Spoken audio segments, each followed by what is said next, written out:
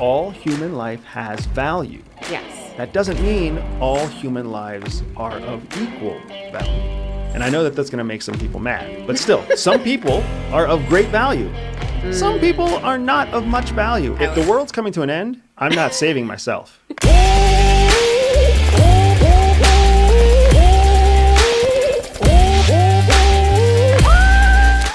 Now, we were recently visiting friends, the godparents to our children, and we've known them for a long time. But something really interesting to me happened because the mother, the lady who's the godmother to our children, has always really been kind of fair and equal and liberal and, progressive. And she made this comment where she was talking about how she wants to make sure her kids understand that all people are equal, but some people are just better. My jaw hit the floor because I was like, whoa, what happened? Like, how did you go from being this person where equality was so important to you, and now you're actually saying in your own way that people are not equal? Well, and it's not uncommon to hear that from people as they rise up the wealth ladder, which they have done very successfully. Yeah. Because when I was in college, I was the same, but I came from a very, working class family. And so for me, I was like, everybody should be equal. Everybody should have the same things, not just opportunities, but like literally the same things. We should all have the same house, the same amount of food, equality across the board. But then as people rise up the wealth ladder through their own efforts, they start to realize that some people don't work as hard as other people. Yeah. Not everybody is actually equal in the way that they function. And so why should everybody receive equal resources? I think that's what happens. So do you think there's a correlation between growing wealth and your personal politics? I do. I think that if you are a person who grows wealth, right, not a person who falls into wealth or marries into wealth, if you are taking action to grow wealth, then your mindset definitely changes as you are putting in the effort and seeing the fruits of your labor. Does it work the other way around for people who are not taking active efforts to grow wealth, or even people who are taking active efforts not to work or not to grow wealth? Can you clarify your question? So if somebody is just doing run-of-the-mill, they're never trying harder to get any better. Or the person do their who actively politics change? tries not to try. Or the person who believes in some of the training or the mental concepts that you're just supposed to be happy with what you have. Or the person who believes that you're supposed to just be happy with what you're given or what you get. Yeah, I mean, it makes sense that for those people, it might not occur to them. If you're not growing, your concepts aren't growing either, right? Your philosophy isn't evolving either. And I think that what people really mean when they say equality is equity. So, and I think there's two things. I think what people really mean when they say equality is twofold. One, they want equity. They think that everybody should have the same opportunity to make the effort to gain wealth, gain, whatever it is that they want to, right? Gain a better life. But I think the other thing that people are really trying to say is that they value all life as equal. And valuing life as, everybody's life as being equal, the value of a human life is not the same as all humans are equal. It's interesting. We were watching a movie recently on Netflix, a movie called I Am Mother. Oh, I love that movie. And you introduced me to that movie. And there's this cool exercise in the middle of the movie that presents an ethical dilemma. And if I'm remembering right, I think the ethical dilemma was there are 5 people, each with a failing organ, a failing bodily organ. Yeah. And then a 6th person comes to the hospital. The 6th person has a terminal illness that will cause them to die. Yeah. However, that terminal illness, that terminal patient has each of the organs inside their body operating in a healthy fashion for the 5 other people. So does the doctor let the terminal illness die? Does the doctor let the terminal patient die so that they can then harvest the organs and use them in the 5 other people? Or does the doctor help prolong the life of a person who is terminal, even though the other 5 people will potentially die without the organ that the terminal patient is carrying. And I love these ethical dilemmas because they really do make us ask some deeper questions. I can almost guarantee you most people would say they'd have an answer right away. Oh no, the doctor has to help the terminal patient. Or, ooh, it doesn't, the terminal patient's going to die anyways. Just let nature run its course and save the other 5 lives. The real purpose behind an ethical dilemma is to ask the next question, right? Who are the 5 people waiting on organs? Are they criminals? Yeah. Are they serial abusers? Are they killers? Are they doctors? Are they scientists? Are they engineers? Who is the terminal patient?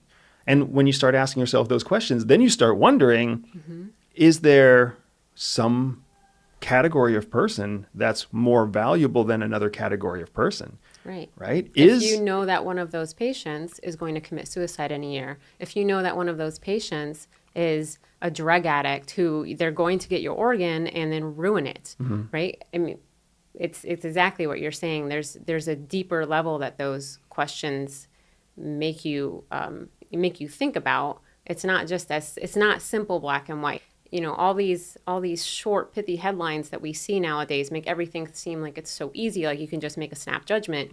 But there's not. There's always a deeper question you need to be asking, and you have to weigh all these options. Nothing is black and white. Everything is some shade of gray. Yeah, and what's really interesting to me is we hear so much talk about equality and fairness and how the government and the structure of the state has to enforce or restrict opportunities to give everybody some sort of fair opportunity or fair balance or a fair swing, a fair shot. Yeah.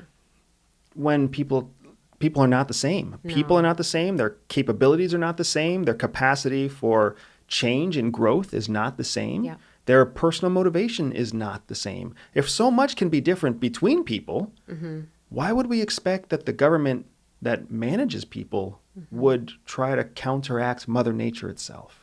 Right. And that's what's interesting about, the big government, little government argument is, in theory, on a more localized level, a local government knows its population better and can provide opportunities for its local population better than the big government can. And because you can't really standardize the entire country. We're so different. But a local government is also easier to corrupt. Exactly. Because a local government can be moved by smaller incentives, smaller decisions, smaller audiences. So what do we want for our children? Do we want our children to believe that all people are equal? Do we want our children to believe that people get more when they work harder and they deserve less when they don't work as hard? What are your thoughts there? I definitely want our children to believe that all human life has value. Because all human life has value. Everybody starts out. That's an awesome way of putting it. All human life has value. Yes. That doesn't mean all human lives are of equal value. CIA believes that all people are born with a spy secret superpower. For some people, that means they can win deals. For others, they can spot liars. Some can even seduce lovers. I built a free 3-minute test to help reveal to you exactly what your secret hidden superpower is. All you have to do is click on the link in the description below, take the test, and start using your spy superpower to stay ahead of 99% of people. That's how I'm interpreting that, and I agree with that. And I know that that's going to make some people mad. But still, some people are of great value. Some people are not of much value. A criminal, a pedophile, they're not of a whole lot of value. There is still some value there. They do still drive the economic environment that we live in, right? They can still contribute to the workforce. They can still do all sorts. They can still be blood donors, right? There's still value, but they're not anywhere near as valuable as an innovator, a doctor, a surgeon. Right. If you put the question, right, do one of those difficult questions, if you put the question of, the world's going to end, you can save 10 people, suddenly you're putting value in prioritizing certain lives, right? But I definitely want to raise them with, all human life has value, and then give them the critical thinking skills to decide, to help treat people and, help create equity in the world, right? Because I don't believe that, we should step on people to rise up. right? I don't think that's the right lesson. So, but they do have to think critically because not everybody is equal in what they have to offer the world. Okay, so the world is ending. Mental exercise. Oh, no. Mental exercise. Oh, no. The world is ending. You get to choose 10 people that will survive the end of the world. You have your real family. Me, your 2 children, your 2 living parents, and your sister. We are all part of the population. So what 10 people do you choose?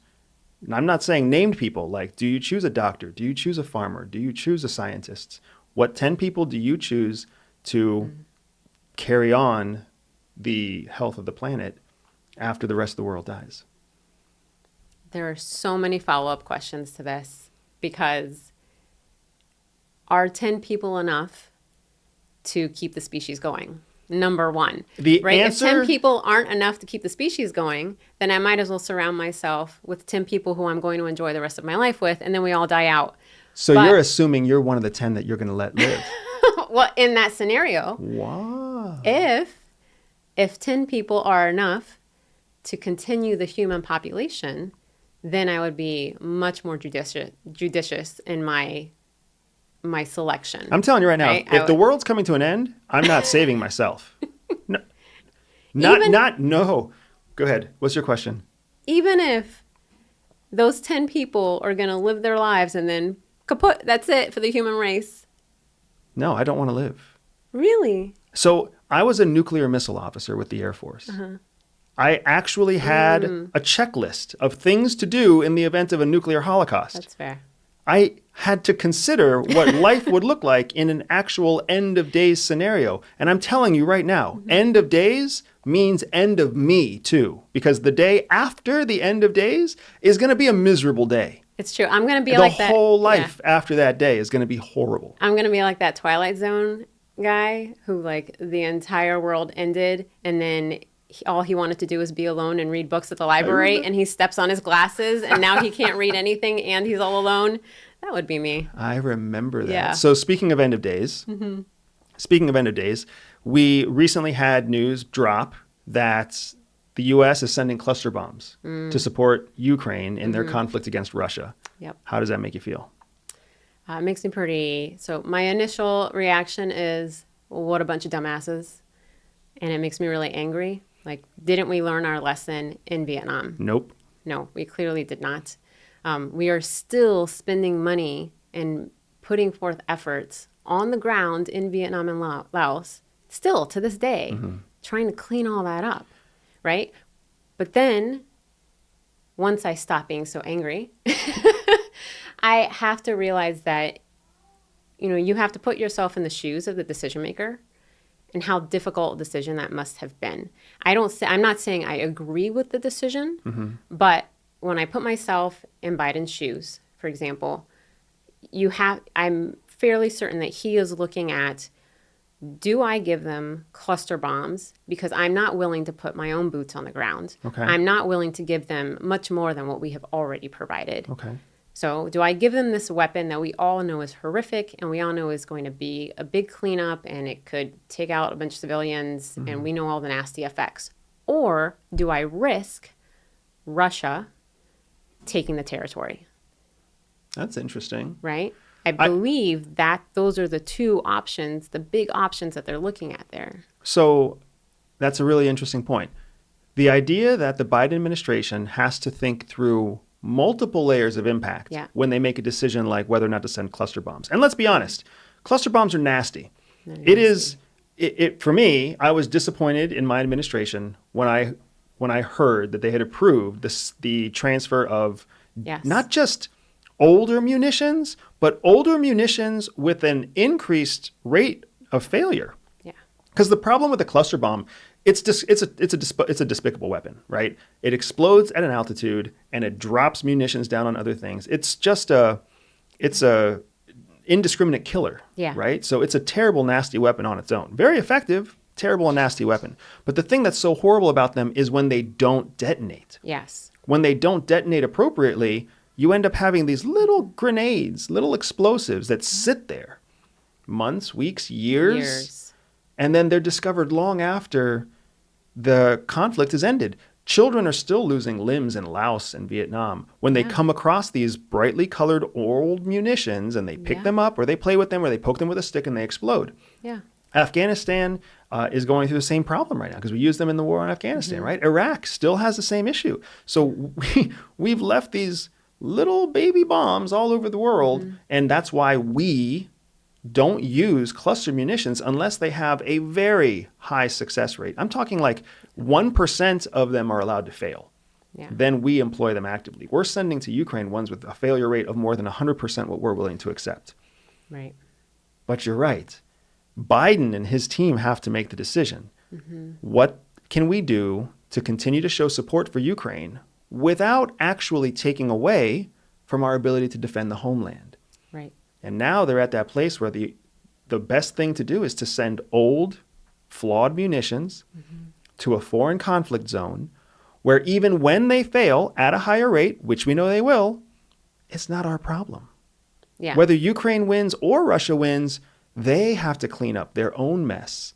They're the ones that are going to have to deal with future children discovering cluster munitions and having their limbs blown off. That's their problem, not our problem. But the current political narrative gets to advance when the United States says we're going to continue supporting Ukraine with more weapons. Right. And even if we support them in the cleanup, it's a future problem, right? We don't need to worry about that right now. What we need to worry about right now is, have you ever read the book Cujo by Stephen King? I remember that book. Right? So the woman's trapped in a car with her toddler with a rabid dog outside. Yeah. What you need to worry about right now is that rabid dog outside, right? Like, you don't have to think about the future. You just need to worry about, how do I get this dog away from my car, So that I once I put myself in those shoes, I can understand, unfortunately, why the decision was made. I still don't agree with it.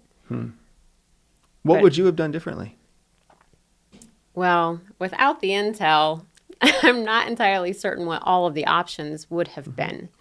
And it's difficult. And I think that this is difficult for a lot of people that, at some point you have to put faith in your leadership that they are taking all of the facts and making the best decision they can make with those facts.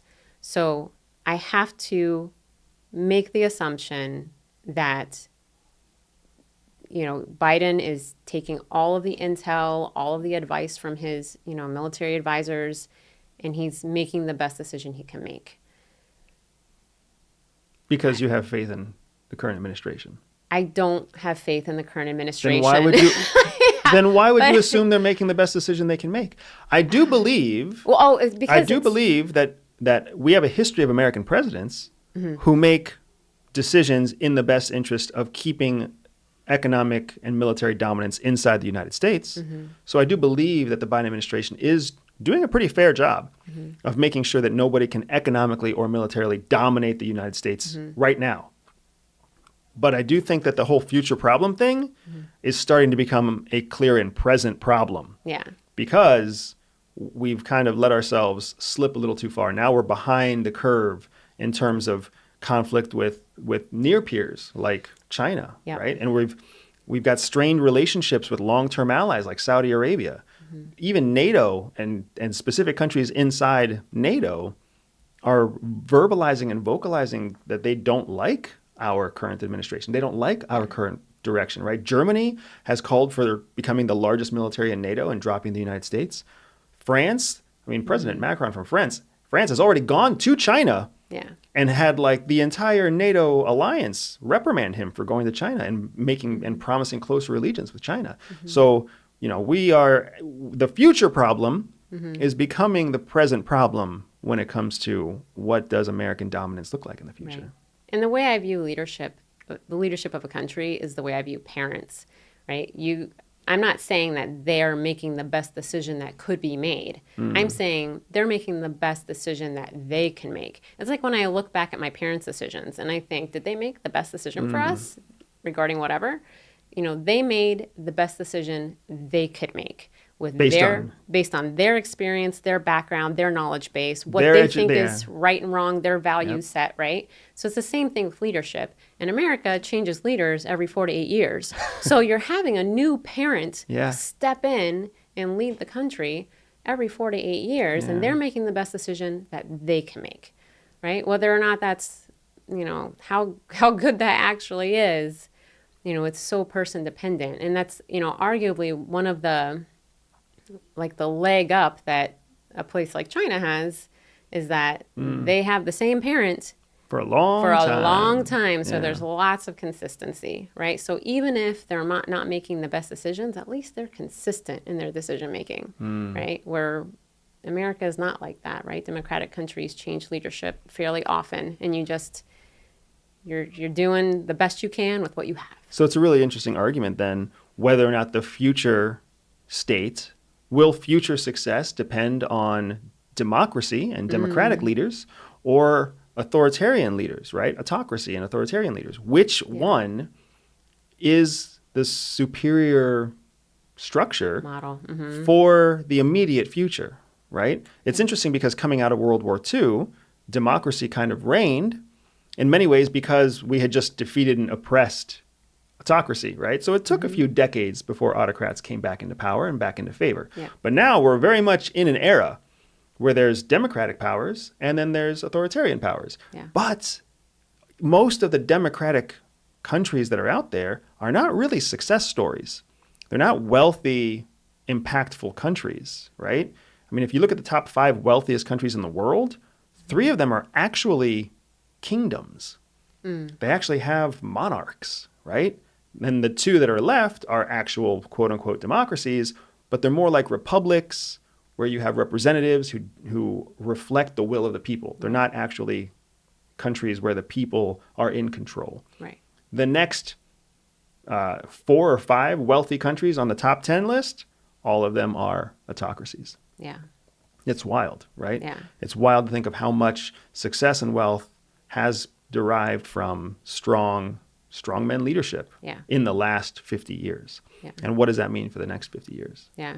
And, it's funny, I grew up with my dad telling me, my dad's from Venezuela, and, my dad has this belief that every country has the leadership that they deserve, the leadership that the people of that country are ready for, right? So democracy isn't necessarily the answer for everybody because every country has its own culture. Every culture wants a different style of leadership. And who's to say that one style is the best for everybody? Because they all have pros and cons. And democracy is, we're still a big experiment. We're still trying to figure out how to make it work. So where does that land in the vein of all life has value and equality and fairness? Because in an authoritarian regime, an authoritarian country, if that is the superior function or superior form of government that the world will be adopting for the next 50 years, they do not believe all life has equal value. They don't even believe that all life has value, right? I mean, look at China. China actually instituted a one-child policy to repress their own population growth back in like the 90s. And now they're suffering from it, right? But the point is, not all life has value there. I mean, even here in the United States, we can't seem to decide on Roe versus Wade. yeah, We go back and forth, right? Does all life have value? Or is it someone else's choice what life is allowed to live? Right? These are controversial questions that kind of fly in the face of this idea that all life has equal value or all life has value. Or what I totally agree with you, that the more uncomfortable statement here is the more accurate statement. That all life has value, but not all lives are of equal value. it's definitely a controversial statement. And I'm still ruminating on how I feel about this. No, you don't ruminate, you avoid. It's already happened. I asked you what 10 people you would take with you at the end of the world. The only person you said was you. And even then, you didn't say it directly. You were like, well, who would I surround myself with? Right? So I understand who you really are, not who your face is on camera. Unless we can propagate the species. And then I would choose somebody else I would because I don't want to propagate heavily until the end of days come. And then boom, I want to see the cloud. I want to watch the heat wave. And then I don't want to remember anything after that. It's a hard thing to look yourself in the mirror. I look myself in the mirror and I tell myself, if I was alive during the American Revolution, I would not have fought for the American side. We've talked about this, yeah. And it's a humbling thing, right? I'm a parent.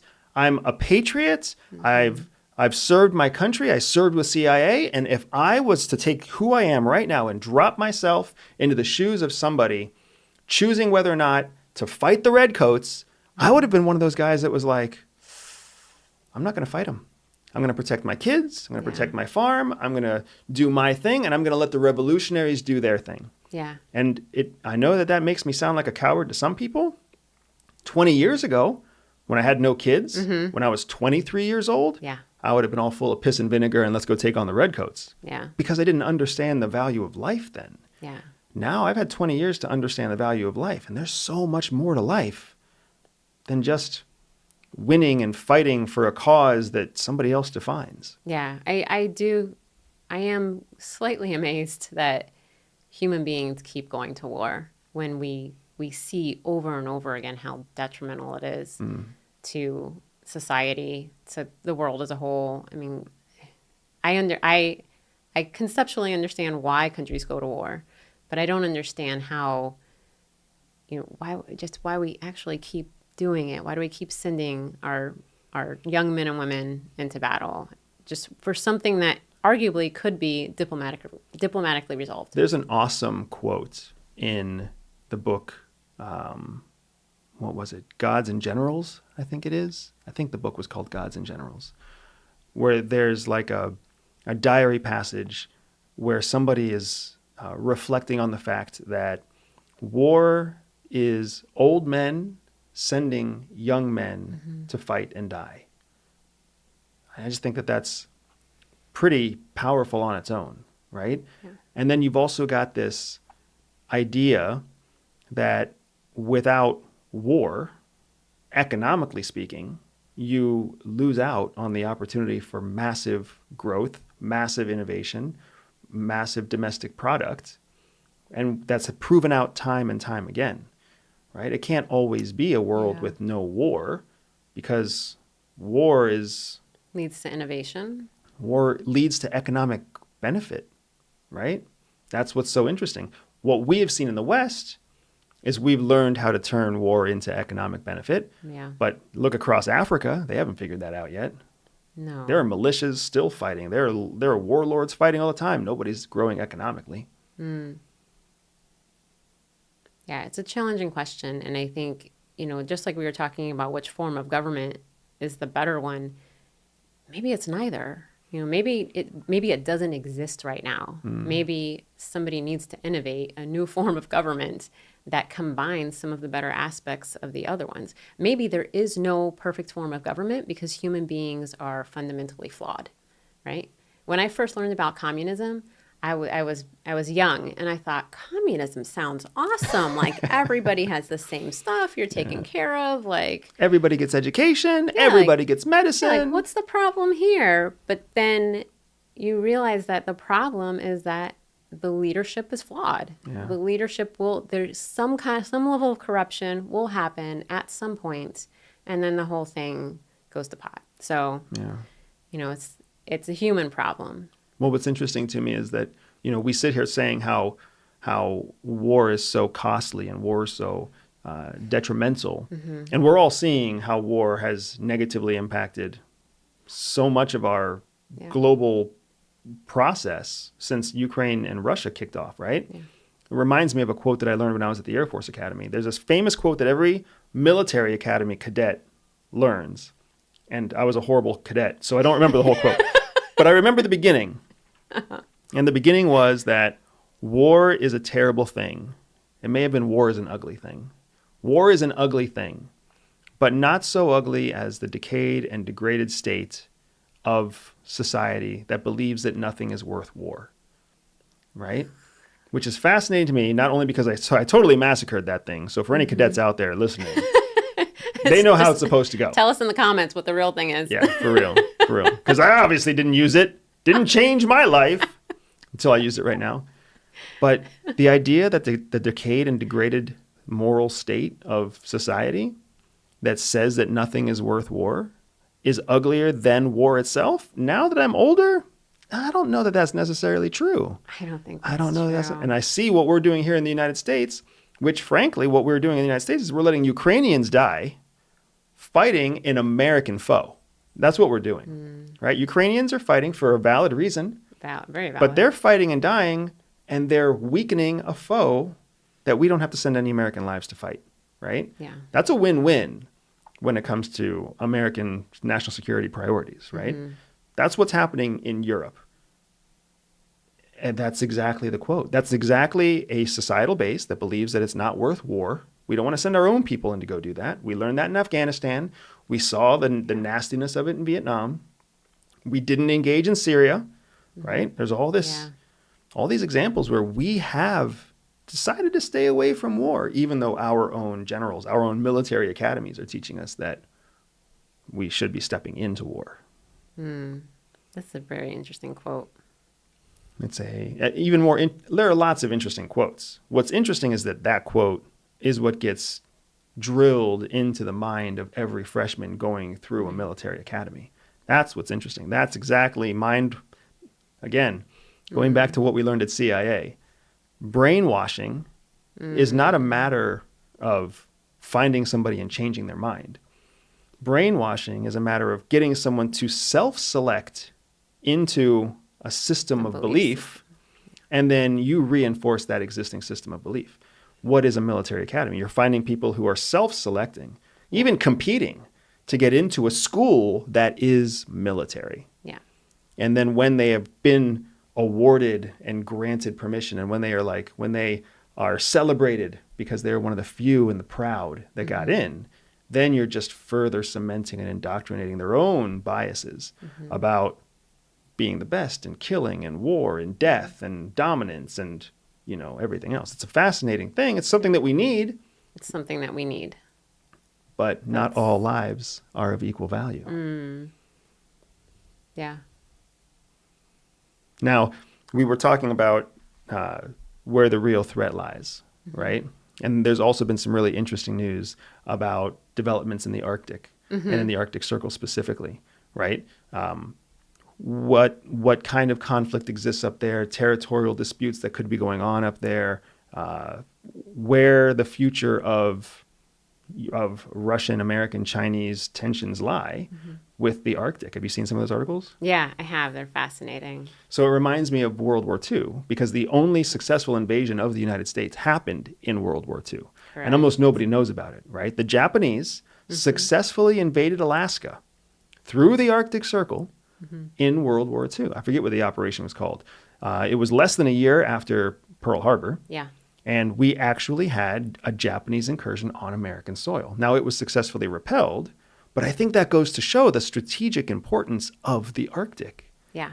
And here it is again coming to headline news. Yeah, particularly as the ice begins to melt and that area opens up. I think the big reason it hasn't been on anybody's radar, nobody's really thought about it, is because it was kind of impassable before. But it's very close to becoming passable for many, many things.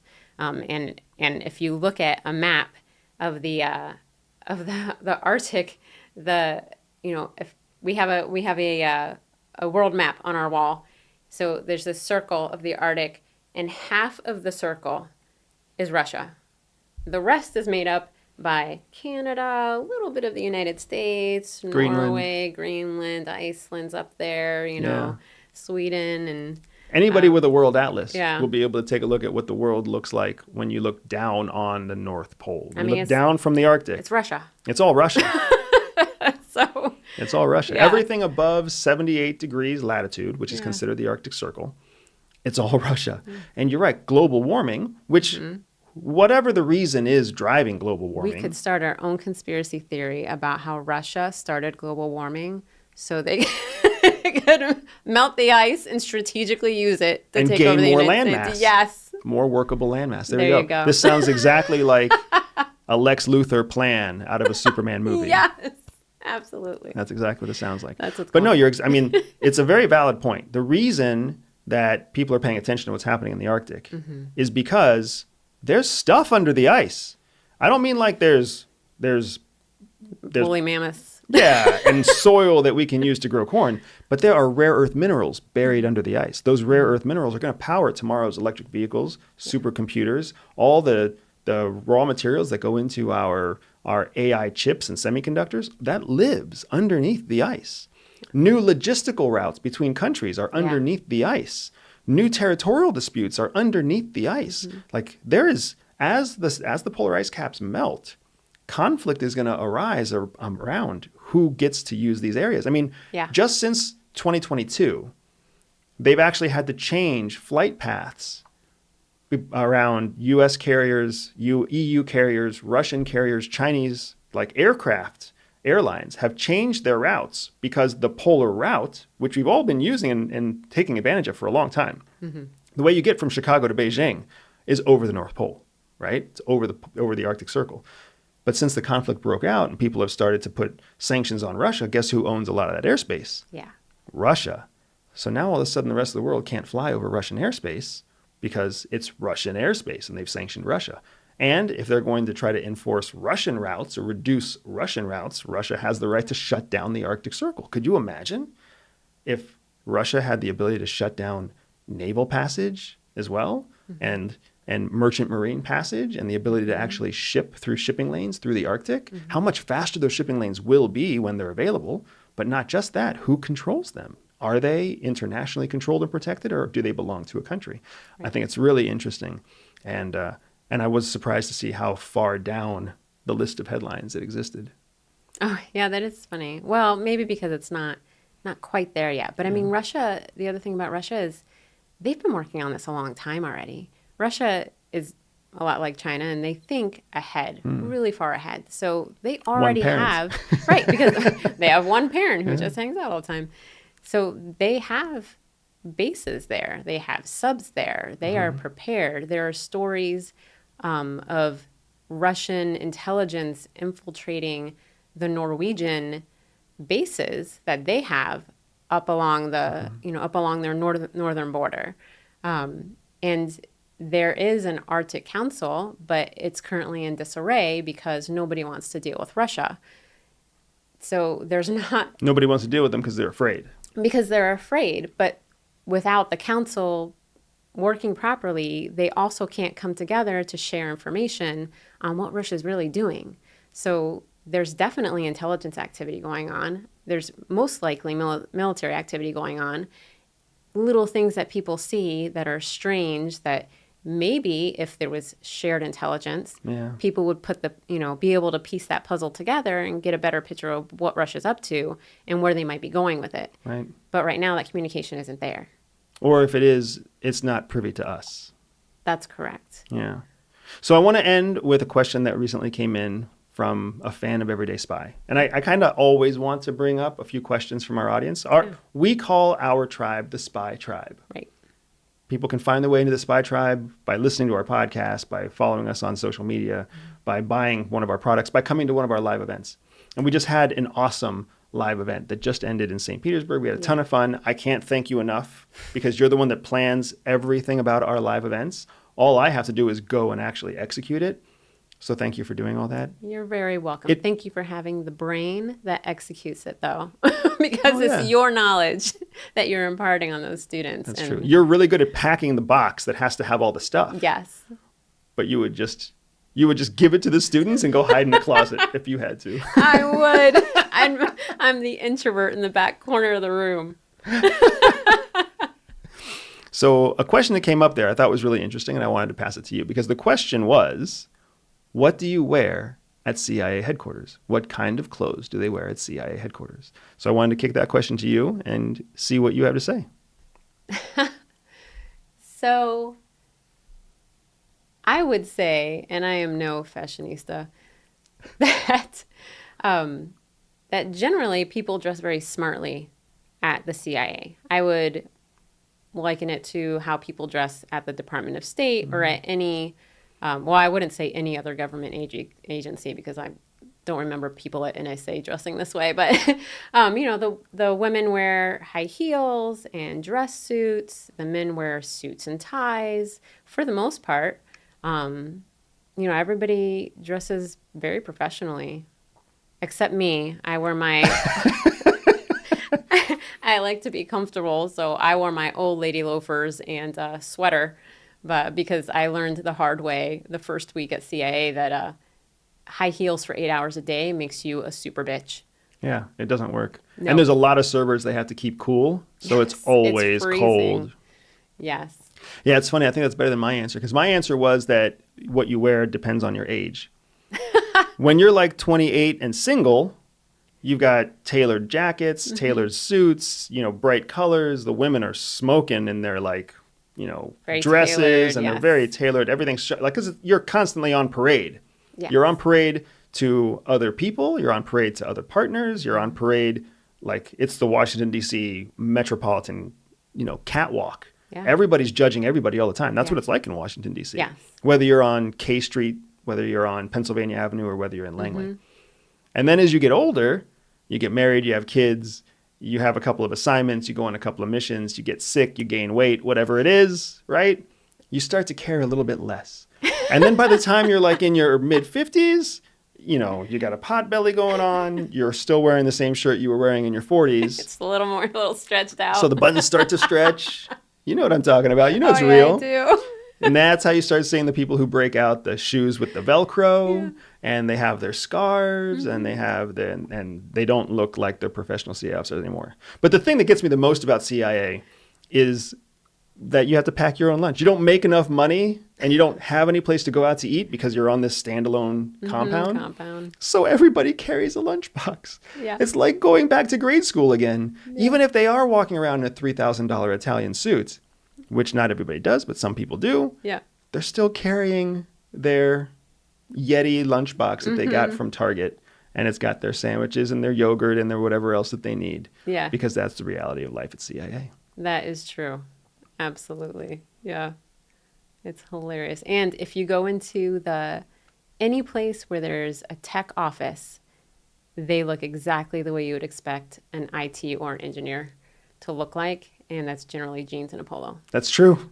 But The only you don't difference really is- see them walking around. And they carry a CIA badge. Yeah. Which is pretty cool. Yeah. All right, folks, if you have a question that you ever want us to answer here on the podcast, please drop it in the comments. We will be scouring our comments. You're part of the Spy Tribe. If you've got something you want to know, let us know in the comments so we can pull it out. Give us feedback on what we talked about, what current events you want us to talk about, things that you've heard here that you like, things that you want us to expand more upon. And as always, we are super happy to be serving you and have this chance to have a conversation with you.